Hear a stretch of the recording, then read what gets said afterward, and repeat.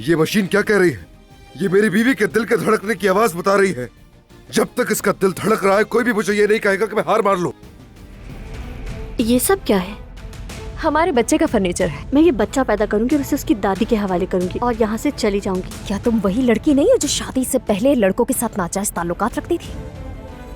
तुम अदनान, तुम यहाँ पर क्या कर रही हो? दो आपा, इसे बाहर ले जाइए। अदनान रुको। आप हमारी बिल्कुल फिक्र नहीं करें, हम लोग बिल्कुल ठीक हैं। शायद तुम इस बात से वाकिफ नहीं, मैं शादीशुदा हूँ और दोबारा मुझे यहाँ पर नजर मत आना। अदनान, हमारी एक बेटी है।